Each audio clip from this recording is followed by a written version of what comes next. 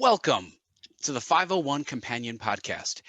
It is a big episode. And when I say big, I mean really big. You know why? Because this is episode number 10. I'm going to give you a few fun 10s.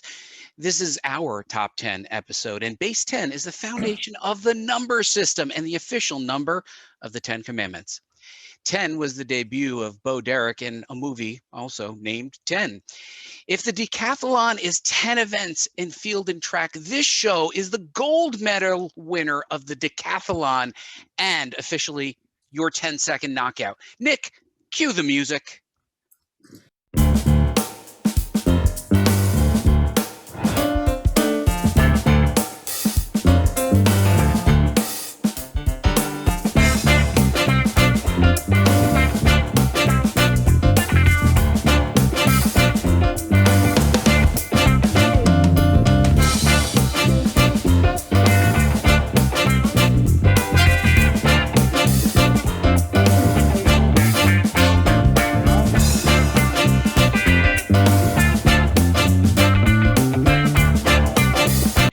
Guys, we are in the Big Ten, and one of the reasons it is our Big Ten was because officially we mark this as if we made 10 episodes, we would not only be really proud of ourselves for staying on track, but we would begin to start moving in a direction where we'll start to have some guests. So if you're already subscribing to the show, thank you so much. Thank you for the show notes and all the support that you've had. You know that you can find us right now on the 501c3lookup.org website. We'll mention that again a few times because it's not an easy one to remember. But the most important thing is you'll see some improvements on the website. And also, it's an opportunity for you to begin to subscribe. But first, let me introduce my co-hosts. Matt, tell them who you are. And then tell us about why 10 is special to you. Hello, everybody. I am Matt. I am your digital marketer. And number 10 is special to me because I'm going to keep with soccer for a little while. Number 10 is what's known as the playmaker. This is the position just behind the forwards. And so they're not always responsible for driving the ball into the goal, but they are acutely responsible for creating the goal scoring opportunities. And this is why they are called the playmaker, because they have to be aware of everything going on and organize people to make sure things happen. Number 10 has been worn by some of the greatest players in history, including Pele, Maradona, Messi. One of the reasons I like the number 10 spot is because it reminds me a lot of marketing analytics. Got to bring it back to that. If you're only attributing credit to that last touch, that striker, then you're never going to realize the value of the playmaker or the number 10. So the number 10 is a very special number. And speaking of our playmaker, Nick Rufa, the man who puts Intel inside of Intel. Nick, tell him who you are and why 10 is special to you. I am Nick, your company's computer guy. 10 is special to me because Mac OS 10, Windows 10, come on. Sports, I have my Yankee background. There you go. Famous Yankees, Phil the Scooter Rizzuto, Rick Cerrone, they're also very hot in the 80s like Bo Derek was. So at least all the ladies.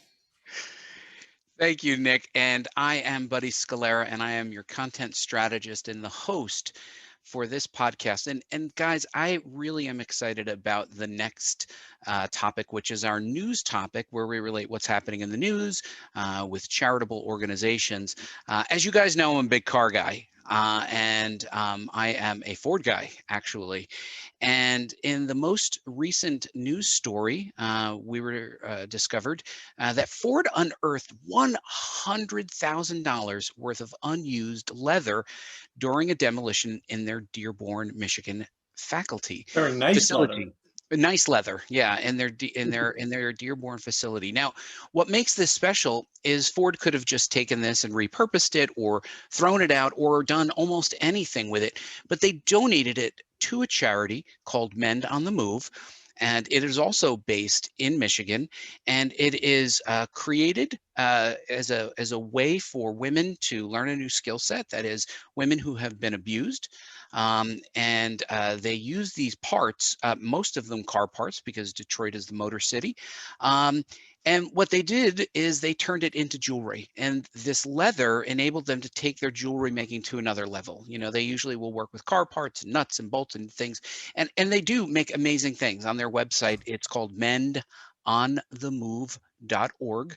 You can make a donation to them. But Ford took this raw material and then donated it to a community in their area for a charity that they obviously believe in. I'll start with you, Nick. What were your thoughts when you started to read about Ford's donation to Mend on the Move?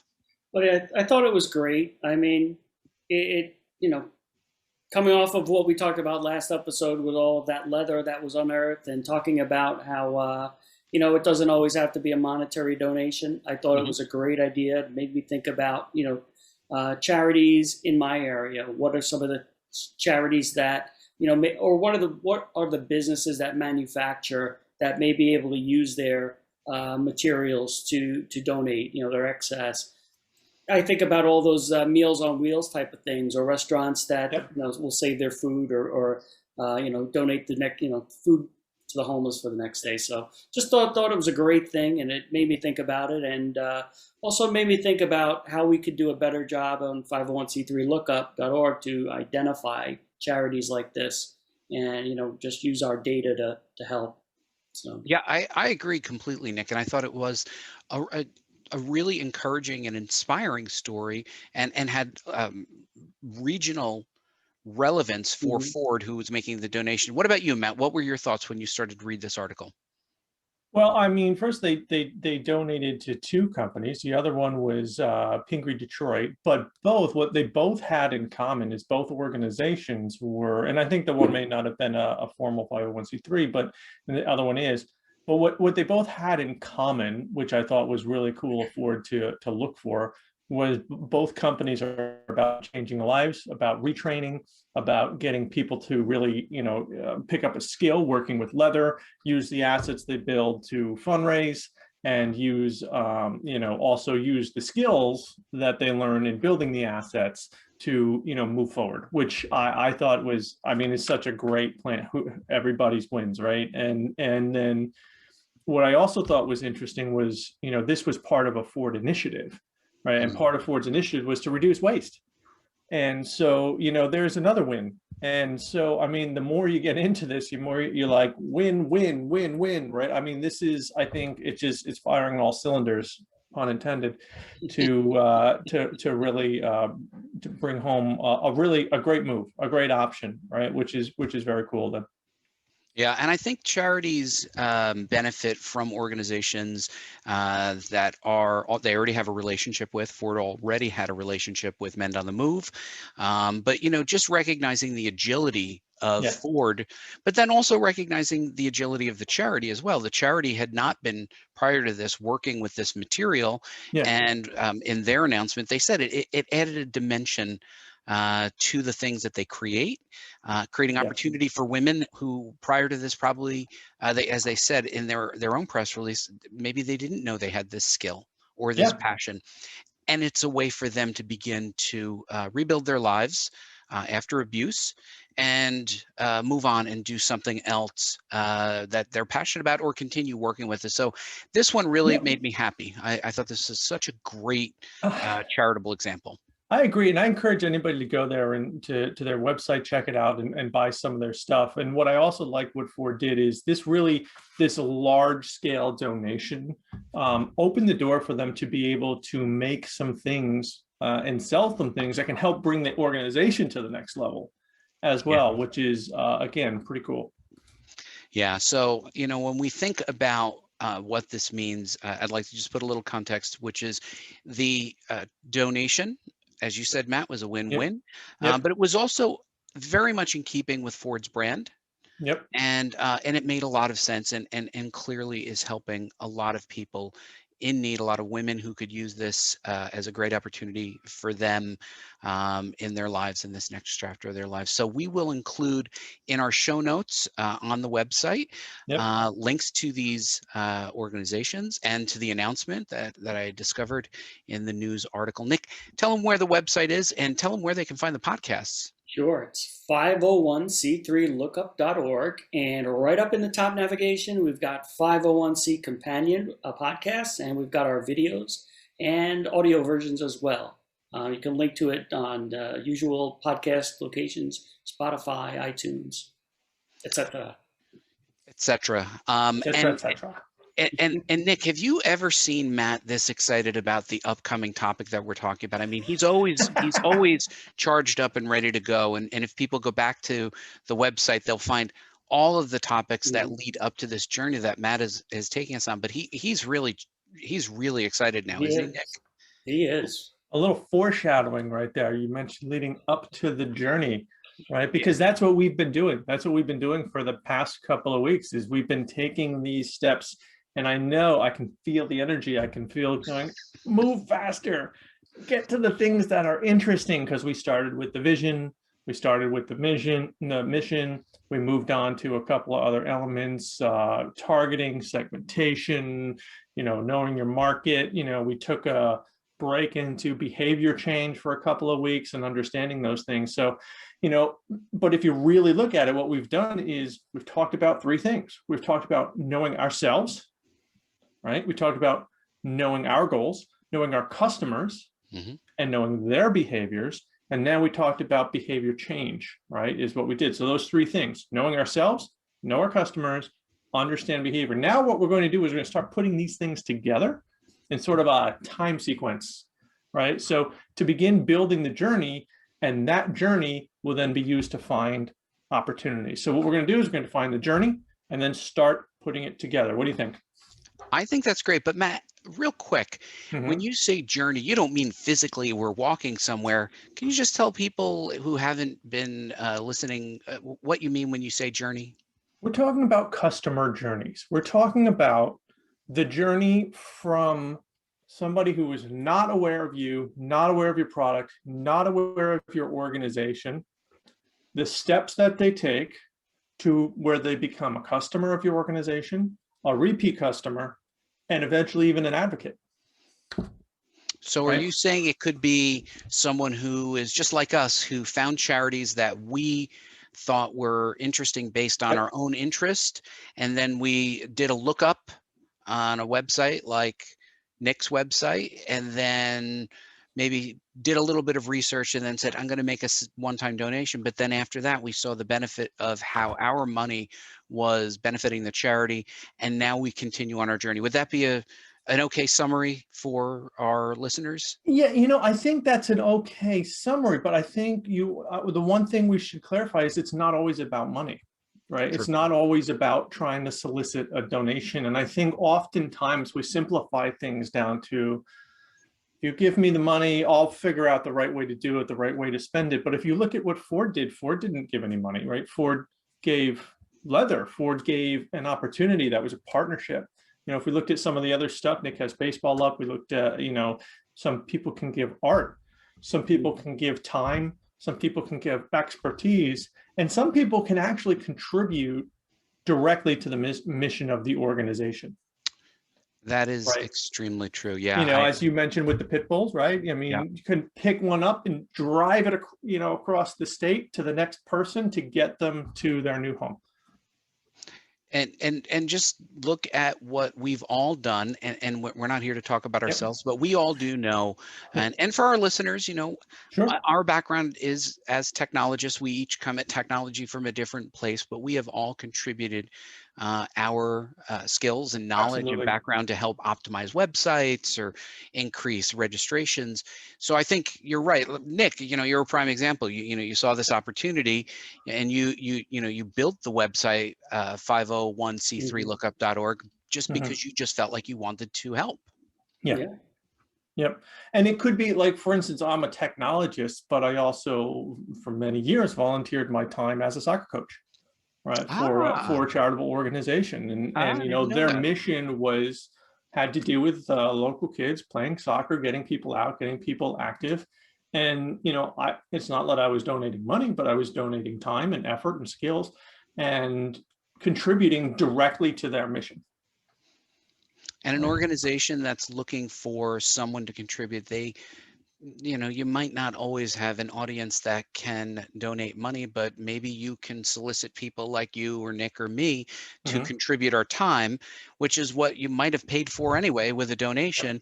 And we would probably be very happy to help. And I think that that's a really great overview of the Yep. journey. But I don't want to step on it because I know you have a lot to cover. So why don't we No, it's a hand this great over to question. you? Yeah. It's a great question. If you have it, I'm sure other people do. So the journey is about what are people doing now? What would you like to get them to do, right? And what are those steps? And what is that linear step, that series of behaviors and behavior changes, as well as knowing yourself and understanding what are you qualified to help them with. So the series of choices and inflection points or decisions, right, assembled in a line, usually over time, eventually becomes the journey. Now, we talked about personas. Do you remember the personas, right? I do. Right. So persona is kind of a almost fictional example, somebody who feels really real, but is an example that contains the characteristics of one potential customer in one area. And there's several different personas. So you can have several personas. They can be in the journey at the same time, but they may be crossing over. They may be changing. So a good example of that would be like Lowe's or the Home Depot, right? Shopping at Lowe's, you may have somebody shopping for themselves to do their own work, and that's one persona, right? You may have somebody who is a professional, who is doing larger scale things back regularly. That's another persona, but everybody is checking out, right? At some point, you're getting the wood and you're checking out. And it's two different personas that can be in a very similar journey, and you want to understand those different items and when do these journeys cross, when is it similar, when is it different, and how do you want to work with each person in the personas in the journeys. Make sense? It sure does. Okay, so as the persona progresses or regresses through the journey, your job is to understand that and to provide the right information at the place they are right now. Okay, so I'll give you an example. Hi, my name is Matt. Nice to meet you. Nice to meet you, Matt.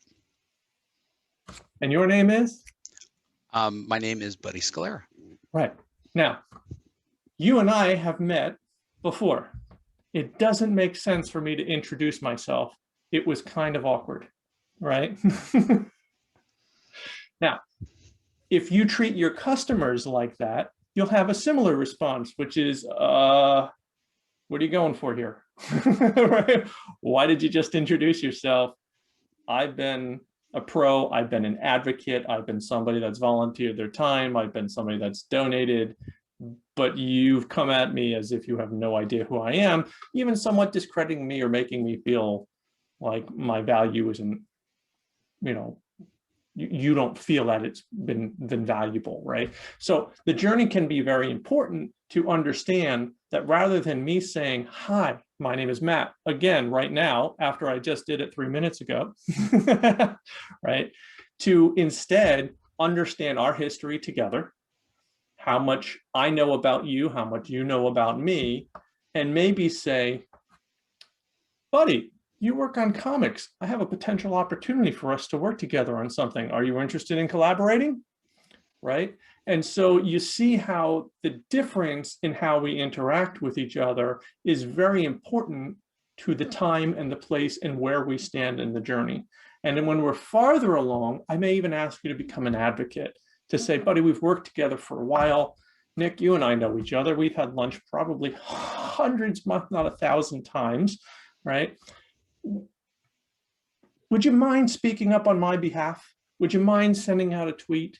Would you mind coming to a program for me and telling people about the good work we do, right? And you yourself may become an advocate for us. So if I instead said, hi, Nick, my name is Matt, nice to meet you.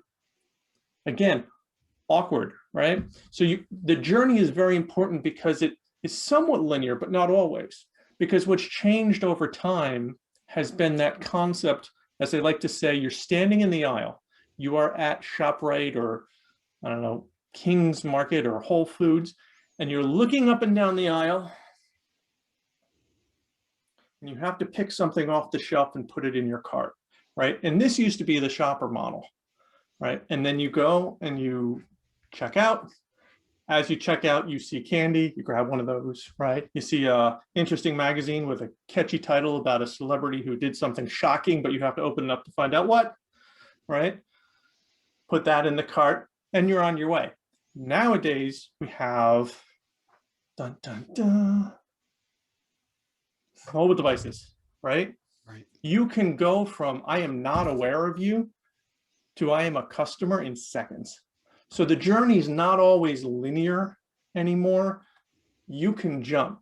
And it's important to know the difference of what kind of context you're providing in and information you're providing in that journey. So a good part of that would be how location can play, how timing can play. So for example, buddy, you are shopping for your pet.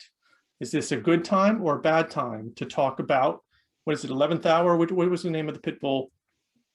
Oh, I forget. Yeah. Yeah, the pit bull organization that you're a big fan of, right? Is that a good time or a bad time to talk about it? It's a good time. We're in the frame of mind. We're talking about giving. We're at the checkout counter. Would you like to round up? Absolutely, I would. Right? Yeah. This is a good time. It's in context, right? You know, as opposed to you're driving down the road and you see a billboard with a big text here to donate. Now you're driving, how are you going to text? Or right? QR code, right? Right? Or a QR code, right? So it's really important to understand the context of your customers, where they are in the journey relative to you, what information you're able to provide. So somebody says, hey, what do you do? That's some information. How can I contribute? That's another information. I'd like to volunteer. I'd like to help. That's other information. Now, it may be about framing the problem as well, right?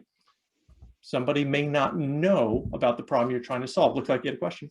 Yeah, no, I think, back to the dog thing, we have adopted several pit bulls from high kill shelters. Mm-hmm. And I think when we think about adoption for us, we think of where can we get this dog? And since we're based in New Jersey, we are far more interested in pets that can be picked up in New Jersey and brought into our home and loved either temporarily until they can find their forever home, or just if my wife has said that she's willing to take on a senior dog, close to the end of that dog's life.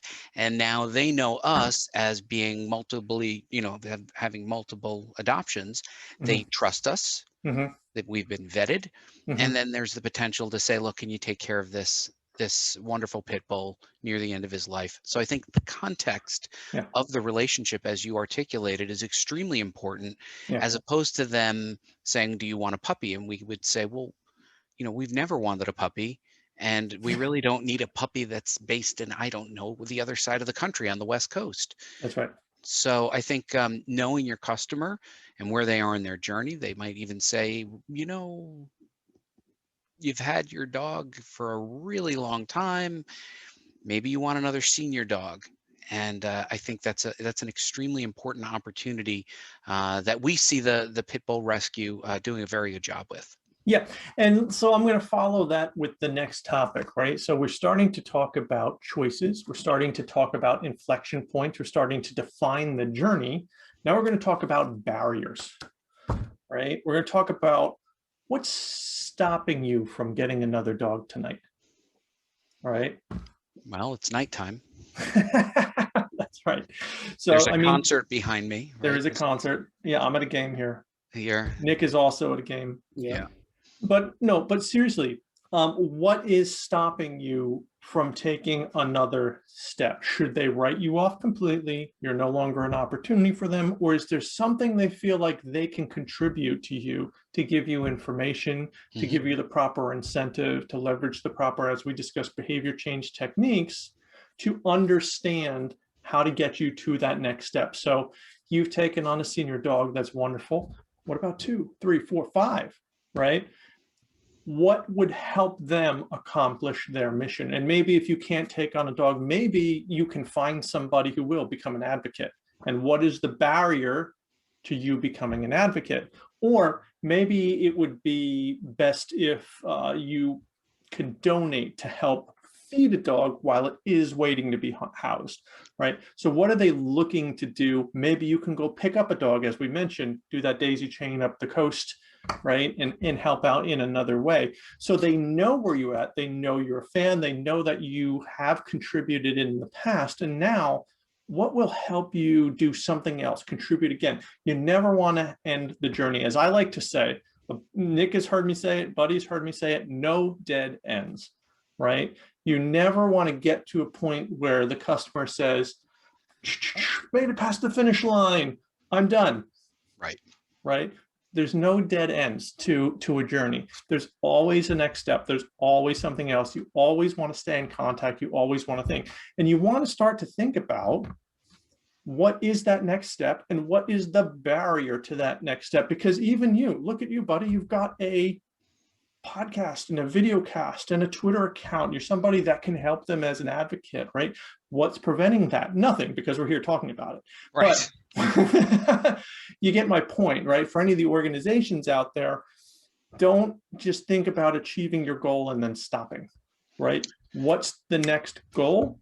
And then start to think about, that's the journey. What are the barriers? So let's start to talk about barriers. What kind of barriers for any people with any organization could exist? We don't have to talk about pitfalls. It could be anything. Any thoughts?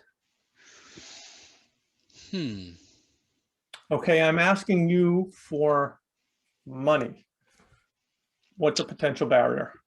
I might not have enough money in my account that I use for donations, which is my PayPal account. That's typically how I control everything through my PayPal. This way they can't take more money than I have.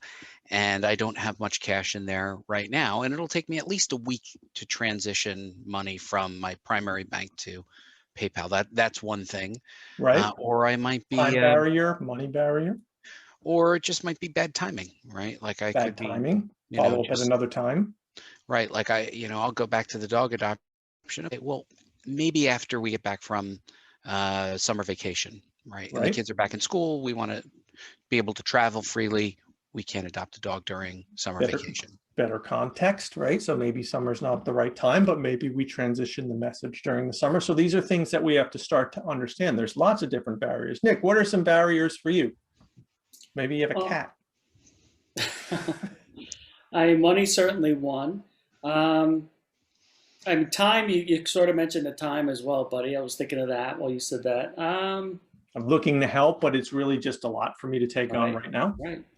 So maybe there's something you could do that's smaller, and that's a message that they could be prepared to help with and deliver. Look, I can't, I'm sorry, I can't take on that kind of responsibility right now. That's okay. That's not a problem. If you're prepared for these barriers, you're also preparing to overcome these barriers and to get to the desired behaviors. It's not just backup. It's not just salesmanship. It's working towards your mission. And that's very important to remember, that you don't mistake this for salesmanship, right? This is a little bit different. Sorry, Nick, keep going. No, that was it. Time was the big one. That was the one I was thinking of. Right, time is a big one. Time is a big one for all of us, right? And so I want to go back to something that you had said, and I had to look it up real quick while we were speaking. You had noted creating a tool. Yeah. And I think sometimes it's not easy for people to recruit other like-minded people. They might not have those people in their network. Yeah. But my wife has discovered that there's a political commentator, television personality. His name is Keith Olbermann. But he is also a big fan of adopting dogs, abused dogs, particularly pit bulls. And he uses his Twitter platform.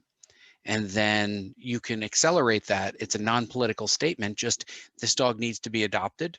Mm-hmm. And he uses that platform, and he helps a lot of dogs get adopted. That creates an easy way for people to share those animals. So whatever shelter is working with Keith Olbermann, he is using his celebrity platform to accelerate awareness. And then my wife, who has friends who say, hey, if you ever see a pit bull come up that you think we'll like, she has forwarded along those tweets to them. That's right. And that is quite literally a tool. But you can even imagine more sophisticated tools, Yep. like the website, where somebody says, I'm really interested in donating to some charity. They can go to the website that Nick built and go and look for something that matters to them. And those tools are out there Yep. to help people to connect with those charities. By the way, Nick, how much do you charge to use your website? It is free, buddy. Free. Always free to use. Free. Always free. This is a great resource that I just happened to slip into the conversation because I knew the answer. Go ahead, Matt, take over. No, absolutely. So, I mean, we started down this path of behaviors. We started noting journeys, putting them in sequence, understanding how the various personas have different journeys, but they can continually weave and interlap, how things like mobile social technology catapult you to the front of that journey. You can go from I'm not aware of you to I'm your best customer in a matter of minutes, right? So that's a really interesting phenomena that's occurred, and changed the way marketing and sales works over the last couple of years. But then we started to talk about these barriers. And now what you really need to do is you want to look at a couple of things. We understand our mission, our vision, what we're trying to do. We understand our personas, our customers, and what they're doing. We've started to look at those inflection points, those points of decision making at those times that they are making decisions. We've started to talk about the barriers to the decision we'd like them to make, right? And now what we have to do is we have to start to rank them. Which of these are opportunities? Because as organizations especially, we can't go after all of them. As much as we would love to, as much as we would like to have an answer for every single barrier that's out there, you just can't, right? You can't be on every channel. You can't be in every place. You can't have a response set up for every possible barrier. Which of these ones are what we'll call opportunities? Which are the ones that you believe you can impact at scale significantly, right? And the ones that will most benefit your organization. Again, I'm going to go back to it's not always about soliciting donation. Obviously, that's nice because you can have the most control and direct it, but it's as an organization, which is different than a for-profit company who's looking at share price or looking at revenue. 501c3s look at their mission, right? That is that important. So accomplishing the mission, right? If somebody could come in and say, I can't give you $1, but I can automatically, with the snap of my fingers, rescue every single pit bull out there, they'd say I'm in, right? Because that's the mission. Right? So that's good. So what you want to understand as a charitable organization, which of these things help you accomplish your mission in the most way? And I'm going to tell you, it's not always the ones you think. I know very early on in these episodes, we started talking about the persona of, what was it, a Ferrari? I'm trying to remember. We started talking about, the wealthy donor, as the persona. Let's target the big Fords of tons of leather, right? The reason it's news is because it doesn't happen a lot, right? It's not, they don't always do demolition on a plant. They don't always find premium leather in the basement, and they don't always donate it to local organizations. And when they do, you're not always one of those local organizations. So, it's important to understand which of these have a good return, because it may also be if, for example, I have to spend $5 to get $4, right? Not a great deal, and at the larger scales, you start to see that if it costs me $10,000 to get a $1,000 donation, I'm out $9,000. But if it costs me $3 to get a $5 donation, that's more positive. But people always want to look at that large number and say, but it's bigger, right?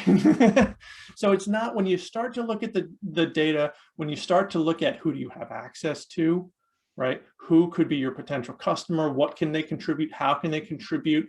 What am I qualified to speak to them about? In terms of time, in terms of who am I? Remember, we talked about behavior change. We talked about who is the message coming from? Are they a friend? Are they familiar? Are they some sort of qualified thought leader in the area? You know, what are these things that you are qualified to speak on? And can you overcome these barriers? Right? It may be a barrier of access. I don't have access to get this message to somebody. Right? Yeah, I think about the barrier that we saw and still see during the pandemic, where events that people used to host and run as either fundraiser or awareness raisers are no longer running or can't run for a while. You know, fun runs and 5Ks and things of that nature are still on hold. And I think a lot of charities figured out very quickly, I'm sure, how to pivot around that. But then others are struggling. You know, they don't necessarily know that what you did last year may not work this year. And I think there's a certain amount of data that you have to collect, as you were noting, Matt, to say, you know, when do you hit the diminishing return? If you're spending 3 to get 5, but now you have to spend 4 to get 5. Now you have to spend $450 to get 5. You might be seeing a diminishing return, and you might need to pivot and find some other way to get your goals. And I think looking at the data consistently and making a longitudinal analysis is essential to knowing when you've hit a point of diminishing returns. Yeah, look at Matt. See, Matt likes, because I listen when we go out for sushi. That's right. I love it. What I love about something you just said right there, right? I'm gonna compact it and summarize it into what we've been talking about. Is it's really important to know yourself and your goals, right? You really did. I know when we talked early on in those early episodes, I encourage anybody who hasn't listened to them to go back. We talked about things as simple as vision and mission. Who people want to skip those first steps. They want to go right to tactical. They want to do that cool marketing things. How do I put up a website? How do I send an email? How do I put a donate button on my Instagram account, right?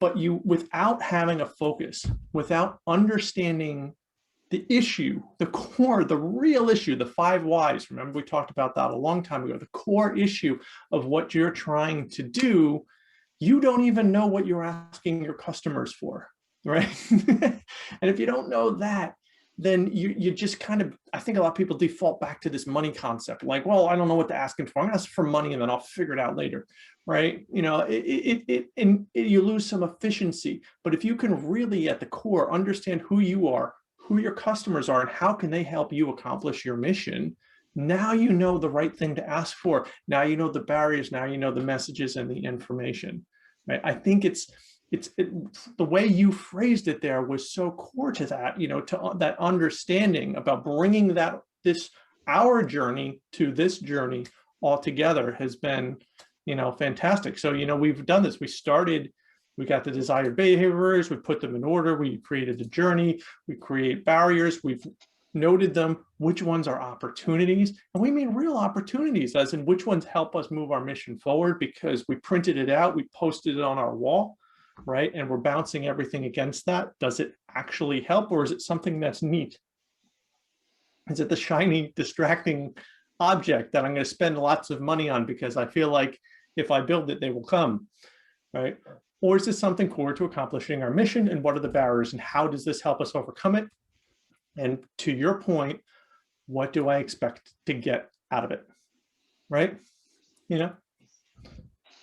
Well, I think one of the things that even if we go back to our journey as a learning group, you know, we did want to get to 10 episodes, and we will start to be more proactive about bringing guests in. We've had a couple people reach out to us, and we asked them to be patient as we figured out what we were trying to accomplish with our podcast. And I do hope that our audience goes back and listens to these earlier episodes.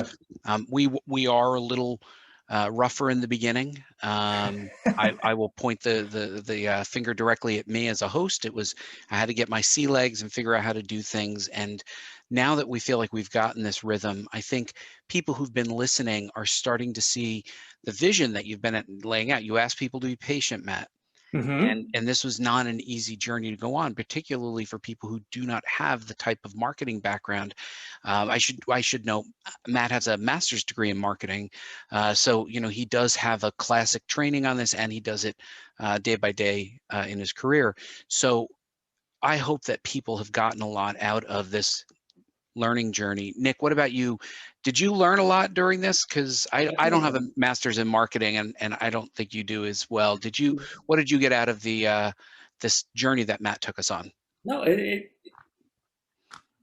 what I got out of it is have a plan, or if you don't have a plan, plan to plan. Just don't go in feet first, if that's the right phrase. Think about what you're doing. It has to have a purpose. It has to match up with your mission, as you said, Matt. I mean, I also had some technical thoughts as well, as you gave the supermarket example. I love your technical thoughts. Coming from the web, background in the web and development, I was thinking about how, people don't always come into your homepage either. I'd imagine a lot of newbies will come in and say, oh, I need a homepage, I need a donate button. But if you've got a site with a few pages, Google may not index a certain page, and they may be coming through. The last page you thought they'd ever get to is the first page they see. So, thinking about journeys just crossed my mind as you were saying that. That's right. You can come into it's not all brick and mortar. You can come into the journey at any point. No, Nick, I think that's a great point, because every page is a landing page for Google, right? Yep. And if you come into an interior page and you can't find your way around, and you might just leave, and then that might be a missed opportunity, both for the person who wants to contribute to a charity and also to the organization. Yeah. So again, planning, comes down to that. You really got to think about everything you're doing. And Nick, I think that's also a good example, because I am historically very strong into like clean, clear, straightforward, honest marketing. You get into some of these how to rank #1 in SEO or SEM things. And, there's been these tricks of the trade, how to fool the Google algorithm, how to load up your page with keywords or your email with white text on a white background so they can't read it, to trick the spam filters, like all these tricks, right? But to your point, Nick, it's important when they come in sideways, right, that if it's a trick, they're going to bounce, right? That's wasted effort. Your mission isn't about tricks, right? Your mission is about, delivering real passion and a core message to people who are real customers. And in doing so, and we'll talk about this as we continue to grow and continue on our journey and our marketing journey, because there's a lot more to it, right? To grow that healthy base, that healthy group of people. If you need to, for instance, continually service the same group for the same thing, whether it's donation, whether it's volunteer time, whatever, we'll call that in programming, in Big O notation, we call that, like an ant, like this is, you can't grow beyond it. Right. You are now capping yourself, because you have done the tricks, and when the tricks cease to work, you've capped yourself. If you grow a healthy organization, if you think about healthy customers, people who are truly interested and invested, if you, Nick, for instance, as you mentioned, if they're coming in sideways because that's where we want to be, and you're delivering the real information, not having tricked a search engine, right, or had some sort of email that links funny or whatever, you can grow a healthy customer base. And that healthy customer base will help you prosper. That will help lift up your organization. Again, very important, really good insight. And I like the technical spin on why it's important for web, but for everything else as well. Yeah, I think technical, as it's become obvious during the pandemic that, the effectiveness of your digital footprint, be it the website, your mobile presence, your social presence, they may not have all equal importance, but you really do need to understand your platforms. And that means sometimes bringing in the right kind of consulting team that can say like, yeah, there's a problem with your website, or it's just not mobile, right? Or Google, taking a much harder line in the past year. on something that a lot of people will see HTTPS and a little lock, and it'll tell you that that site is validated and secure. But those sites the sites that don't have it are starting to be ranking lower or being de-indexed completely. Absolutely. And digital is always evolving.